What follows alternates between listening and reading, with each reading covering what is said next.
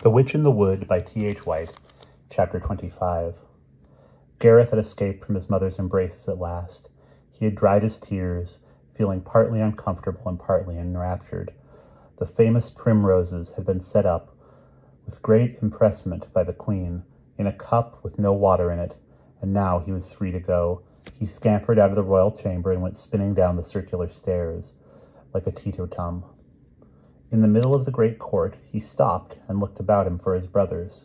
The three best places were the ground floor, rooms of the smaller towers, which contained the smithy, the kennels, and the mews. He looked in these, but there was nobody in any of them except the dog boy who was playing pounce with King Pellinore's bracket in the kennels. He knew that it was no good looking in the dungeons, which were under the great keep, because there were no prisoners at present, and therefore no attraction for the family. The barracks on the south side were empty, and so were the married quarters on the north. Except for women, everybody was away at the war. There was nothing worth visiting in the armory, for the same reason. All the armor was out. He was sick of fighting the pages who slept in the dormitory on the right of the gatehouse, and he had no desire to visit the maidservants in their dormitory on the left. The stables were empty. The gate guard room was peopled by none but the old and infirm, and the kitchen under the great hall was unsafe at present because the cook had caught him stealing some pastry the week before, so that there was a feud on. There was nothing for it except to draw the enormous storeroom which filled the whole ground floor under the barracks. In the storeroom there was cool gloom and a smell of the following articles: oatmeal, ham, smoked salmon, dried cod, onions, shark oil, tar, pickled herrings in tubs, hemp, rope, maize, hen's fluff, sailcloth, milk, for the butter was churned there on Thursdays, seasoning pine wood, apples, herbs drying, fish glue and varnish used by the Fletcher, spices from overseas, dead rat in trap, venison, oysters, wood shavings, litter of kittens, fleeces from the mountain sheep not yet sold, and the pungent smell of paint. Gawain, Agravain, and Gareth were sitting on the fleeces eating apples, and they were in the middle of an argument. "It isn't our business," said Gawain stubbornly. Agravain whined, "But it is our business. It is our business more than anybody's, and it isn't right." "How dare you say our mother isn't right?" "Well, is she?" "Yes, she is." "Oh, well, if you can only contradict." "They are very decent knights," said Gawain. "Sir Grummore let me try on his helm last night." That has nothing to do with it," Gawain said. "I'm not going to talk about it any more. It is base to talk about it, isn't it, Gareth?" "Yes." Agravain sneered. "Pure Gawain, pie. As Gareth came in, he could see Gawain's black-avised face, flaming at Agravain under the red hair. It was obvious that he was going to have one of his rages, but Agravain was one of those luckless intellectuals who are too proud to give in to brute force. He was the kind who gets knocked down in an argument because he cannot defend himself, but continues the argument on the floor, sneering, "Go on, then, hit me again to show how clever you are." Gawain glared at him. "Shut up!" "I won't shut up. I'll make you." "If you make me or not, it will still be the same," Gareth said. "Shut up, Agravain. Gawain, leave him alone. Agravain, if you don't shut up, he'll kill you." "I don't care if he does kill me. What I say is right. Shut up." "I won't shut up. I say we ought to write to our father about these knights. We ought to tell him about our mother. Gawain was upon him before he could finish the sentence. "You beast!" he shouted. "You beast! You would!" For Agravain had done something unprecedented in the family troubles. He was the weaker of the two, and he was afraid of physical pain. As he went down, he drew his dirk upon his brother. "Look out!" cried Gareth. The two were going over and over among the rolled fleeces. "Gareth, catch his hand!" "Gawain, leave him alone. Agravain, drop it." "Agravain, if you don't drop it, he'll kill you. Oh, you brute, you brute!" Agravain's face was blue, and the dirk was nowhere to be seen. Gawain, with his hands round Agravain's throat, was ferociously beating his head upon the floor. Gareth took hold of Gawain's shirt at the neck and twisted it to choke him. Gareth, hovering round the edge, ferreted for the dirk. "Leave me," panted Gawain. "Leave me alone."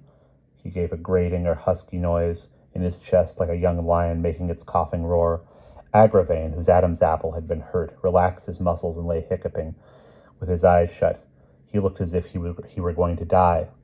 They dragged Gawain off and held him down, still struggling to get at his victim and finish the work. It was curious that when he was in one of these black passions, he seemed to pass out of human life. In later days, he sometimes even killed women when he had been worked into such a state, though he always regretted it bitterly afterwards. In the magic wood, above the castle, King Pellinore woke up. He gave a sad groan and brushed the primroses from his lap. He supposed he would have to get on with his work. The king scrambled to his knees and regarded the latest tree. He tried hard to think well of the heart which he had been cutting on it with 2 enlaced peas, but it was difficult. All the curves had run about the tree in various directions as the blade slipped. The best thing, he decided, would be to abandon the letter P altogether. He could cut an F for Flanders and a K, king, for himself. Properly managed, there would be no curves in this. And he would enclose the whole in a square box instead of a heart. Gripping his sword with the passion of inspiration, King Pellinore set to work. They found Agravain's dirk between 2 fleeces, where it had slipped down, and it was discovered that Gawain's shirt was slit from top to bottom at the back. Neither of them was wounded. They stood looking down at Agravain, who had recovered enough to sit up, white and panting in a corner. "Leave him," said Gareth contemptuously. Gawain said nothing, but looked upon his brother with a stubborn resentment. He was 14 years old, and to him, the clan spirit of the Cornwalls, for all the boys unconsciously thought of themselves as coming from their mother's family, was already a reality. It was the greatest thing in the world to him that the Cornwalls should stick together. He lived in a wild century when it was quite unusual to dirk people in a quarrel, or to hang your serfs, or to go rampaging about the world in a suit of armor, which Merlin complained of, wrecking your wicked will upon anybody who was unlucky enough to lack a suit. So he did not consider it unsporting of Agravain to have drawn his blade. Gawain was a young savage from the north, innocent of the ideas about sportsmanship which were just going to be introduced. But he did think it was wicked. The words he used in his mind were dastardly and treacherous to draw upon your own brother. Agravain's sin to him was a sin against the Cornwalls. All through life, this clan spirit was to be his guiding principle. Always he was to be passionate, stubborn, and red-haired, but always this love for his own people was to sweeten him, who was naturally good-hearted. At the moment, the stubbornness was uppermost. "Come on," he said, turning on his heel, and the 3 brothers marched out of the storeroom, leaving Agravain to sulk and tremble. For 2 days after this, Gawain would not speak to him. His nature was one which clung to its injuries. Sir Palomides was the first to wake up. Indeed, it was difficult to go on sleeping through the din of woodcraft which King Pellinore was making behind them. The king's sword, now considerably blunter, was whacking away merrily in the wood, and the chips were flying in ardor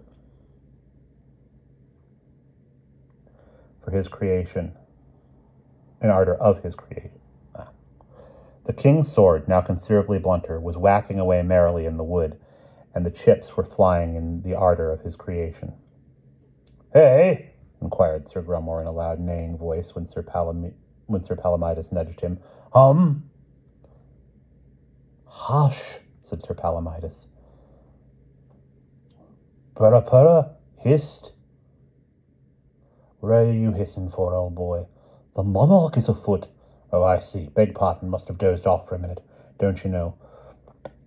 "Pull self together, Grummore, pull self together. The hour has struck." "What hour?" "0 hour." "Never heard of it." "The hunt is up." "What hunt?" "Our hunt. It is time to be hunted." "Then we ought to get ready," said Sir Grummore testily, "instead of sitting here arguing." The 2 halves of the questing beast rose cautiously to their feet and peered round their tree trunk into the wood. "Whatever is he practicing for?" inquired Sir Grummore. "Do you think it will be quite safe?" In those days there were several kinds of quintain, apart from the Saracen against which they had enjoyed the tilting on the ice. One of the commonest forms, which was used for practicing the sword instead of the lance, was called the pel quintain. It was an upright tree stump which you practiced your sword strokes on, like shadow boxing. They thought King Pellinore was doing this. "I mean," said Sir Grummore, "suppose he were to turn round and give us a whack." "Noblesse oblige," replied Sir Palomides. They began buttoning themselves together with nervous fingers. The three children came out of the storeroom and crossed the cobbled court, walking with stiff ankles as one had to do on cobbles. They passed the gatehouse and the drawbridge without speaking, hesitated at the bowling green, and went on up the hillside. Gareth said, "I wonder if the sparrowhawks will nest in the wood again this year. It ought to be fairly soon now. Let's go and see." The wood, when they reached it, seemed unusually noisy. There was a good deal of chopping going on in it, and also a kind of muffled hooting, unlike the cry of owls. It was unlike any cry which they could think of, and deserved to be investigated. They stalked the noise, moving silently on the pine needles under the black shade of the overgrowth. The straight trunks of the tree rose round them in ordered rows like pins in a cushion. The lower branches had all dried off, so that it was easy to find one's way. The first thing they found was a frightful monster. The front end was walking on tiptoe, but the back end was stumping along flat-footed. The hooting noise was coming from inside it. Occasionally it stopped and appeared to be suffering from some violent form of indigestion, for big bumps came out of its sides and stomach. These were caused by Sir Palomides, who was trying to make Sir Grummore stop hooting by nudging him.